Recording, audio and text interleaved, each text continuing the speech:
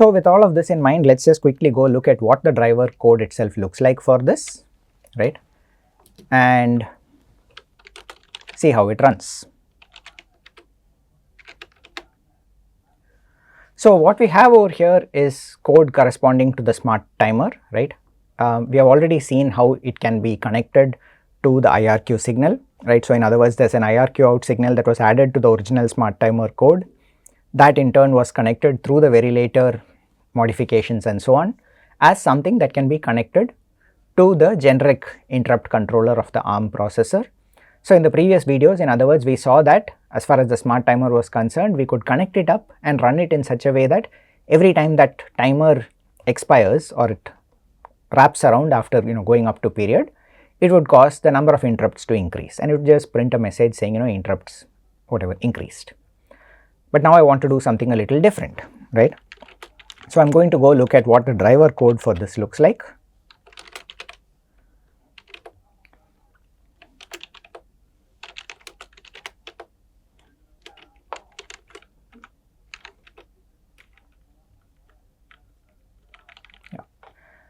So what we have over here is, most of the driver code looks essentially the same as what we had earlier. It's just that you can notice that there's one line out here which says wait queue head type, right. So this is clearly some new kind of data type that has been defined, right. It's there somewhere in the Linux kernel headers, right. So what we have over here is, as part of the interrupt and so on, the interrupt handling, there is sufficient information over here for how to go about implementing this wait queue type, right. This wait queue head t, anything underscore t is usually a data type. So the wait queue head is this particular thing called wait, okay. So I'm defining that as part of this structure, and as we have already seen, right, the reason for defining the structure over here is it's all the data that is being used by this driver, right. By basically sort of defining some kind of a struct that I have over here, right, I am able to prevent the use of global variables. I just define it within a struct. It's a static struct which is there inside the driver, and I can process it as required. So now what does my IRQ handler look like, right? Like I said earlier, right, we can see that we have this particular setup over here. I first read the status. I check whether it was actually the interrupt was because of the fact that this status had wrapped, or rather the counter or the timer had actually wrapped, right. In other words, the status wrap bit must be set. If it's not, I can basically return IRQ none and I'm done, right. I got an interrupt for some other reason, I'm not quite sure why, but there's nothing for me to do anyway, right. So once we have confirmed that I actually got a correct valid interrupt, I go ahead and clear it, right. I increment the wrap count, and this has to be an atomic operation because, like I said, this wrap count is something which is a variable. I want to be able to read it, increment it, write it back into its location.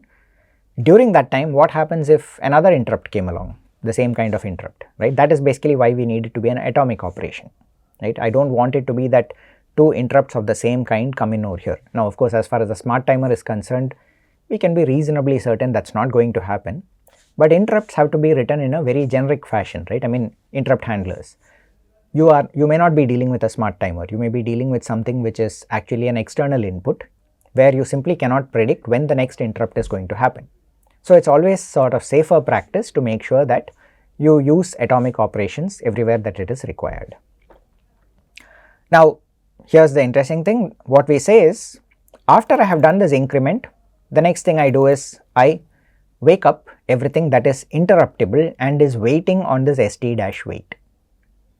Okay, so this is kind of interesting. So far I have not said anything about wait. I've only sort of defined it in my struct over here, but I'm saying that I'm going to use it in this context. I'm going to wake up everybody who's waiting on this particular value. Okay, and that's it. I then have some kind of a message being printed, and then I basically return IRQ handled. So as you can see, the IRQ handler is very brief and to the point. Okay. Now the sysfs is pretty much the same as what we used in the previous week, right? I mean, we have all of the control show, control store, period, show, store, all of these. So I'm not really going to sort of spend time on this. What is interesting is that after all of that, I also am creating a character device. Now, if you go back and remember the early demos, right, we basically had to define file operations.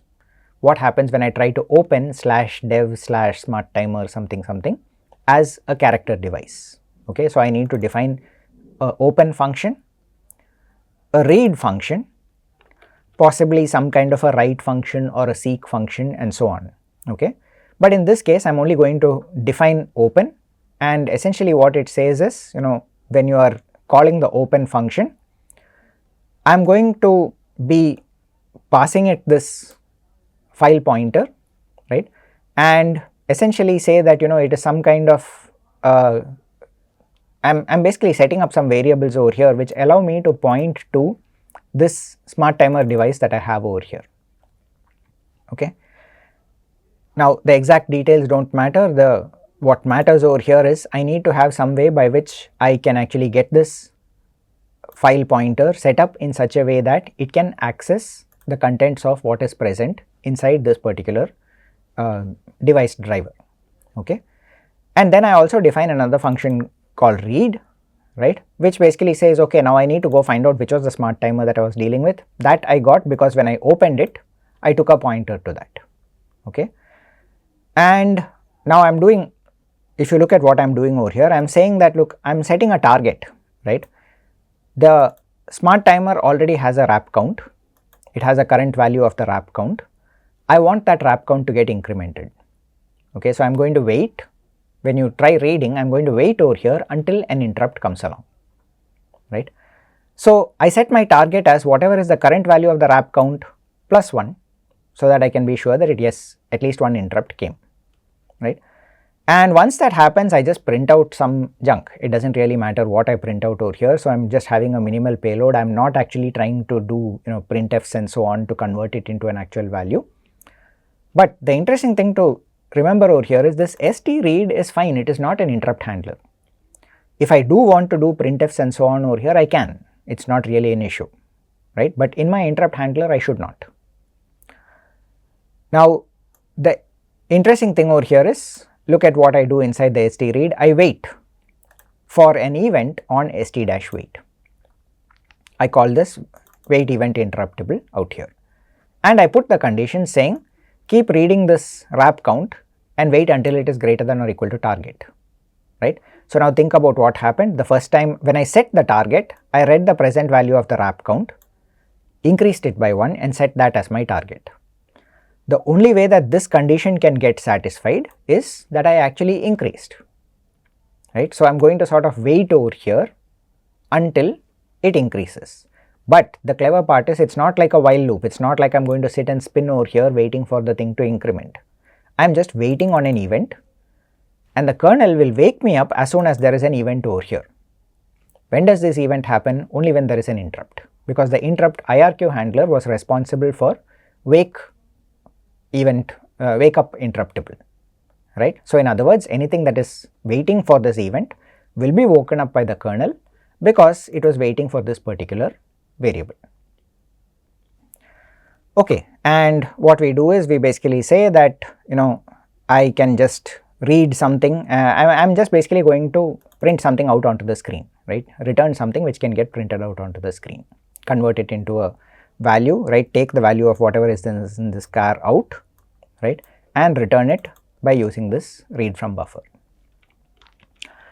And as I said, right, when I'm setting up the file operations, I need to specify the function to use for open. For read, I also specify that there is no seek function that can be implemented out here, and that's basically it. Okay. Rest of it is what we call the platform glue. It is standard stuff to basically register the driver, right. And that's pretty much it, right. What happens when I deregister the driver is I need to sort of free up all the variables that I have defined, and I'm done, right. This is basically what the module platform driver looks like. So let's load this up into Renode, right, and see what the overall thing is going to look like.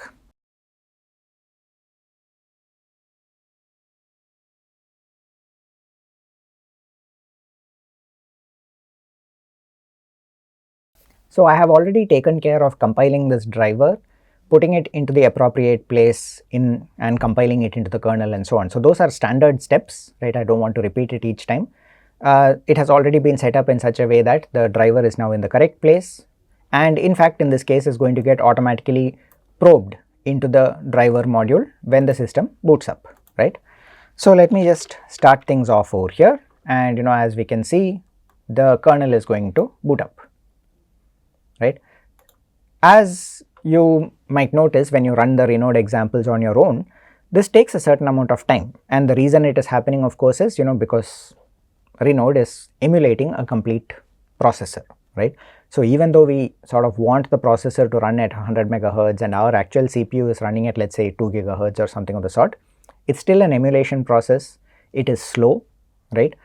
The fact that we are able to get it almost to real time where we are able to interact with the device is pretty amazing. It tells us that our processor is fairly fast, right? Now of course we also have the additional overhead, which is because of the Verilator co-simulation. The Verilator is essentially going through and simulating the entire Verilog code as and when there is a tick on the Verilog clock, right?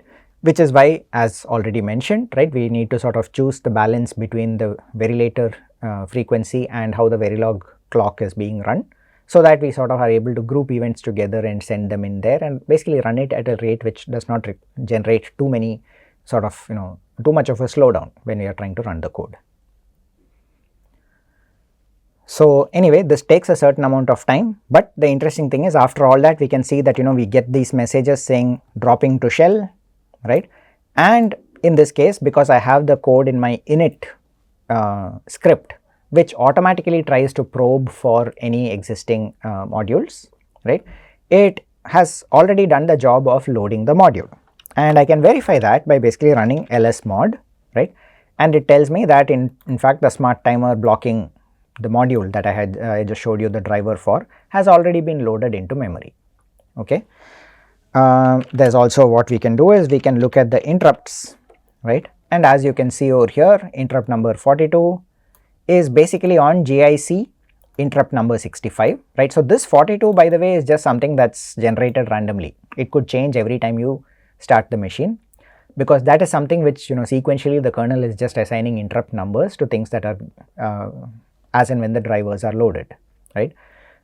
This 65 is what matters. This is physically where your interrupt has been connected on the GIC, and it tells you that it corresponds to this particular driver, the smart timer.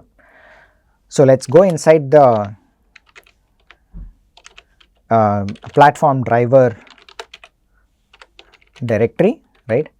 And what we can see over here is we have all of these things. There is the period, there is the duty, and so on, right? So if I look at, for example, the period, I can see that it has been initialized with this value ff, right, 255, but that's just because the hardware itself was set up in such a way that it was initialized with that value.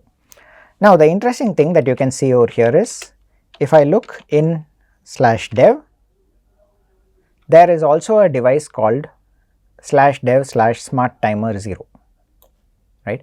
And this came about because I actually registered it as a block device with the stopen and stread functions basically playing the role of the open and read functions for the file, right? If I don't do that, I still get the sysfs, right? I can still sort of interact with the parameters that are exposed through sysfs, but I don't really see it as a block device. These are just different mechanisms that the kernel provides us to interact with various devices. Which one is best suitable for you? Do you just want to have it as part of the sysfs? Do you also want to have it as a block device or a character device in this case, right? All of those are choices that we actually have, right? And yeah, by the way, sorry, this is actually a character device. As you can see over here, when I do ls-l, there is this C right at the beginning, right, the very first thing printed out over here before the permissions. That indicates that /dev/smarttimer0 is a character device, okay?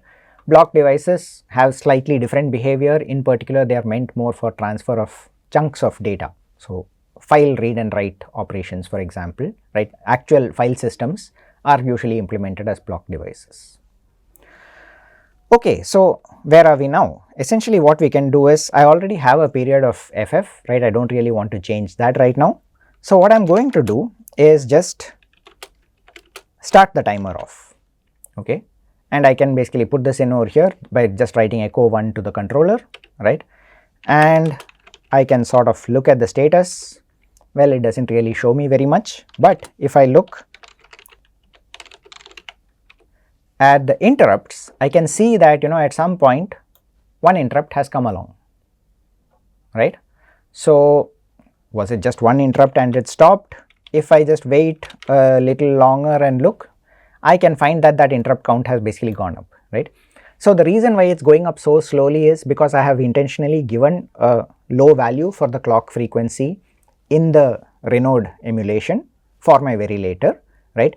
So ideally, this counter is just counting up to 255 and then going back to 0, and every time it crosses 255, it should basically be generating an interrupt. So the number of interrupts should be going up in a normal system would actually be going up extremely fast, right. But because I am using a low clock speed for my varilator simulation, it turns out that this number actually goes up quite slowly, right. It's now gone up to about 4. Now what I can do is I can also do this thing which basically says look for the value in smart timer 0, and you can see when you run that it essentially just seems to hang over there, right. Now why is that?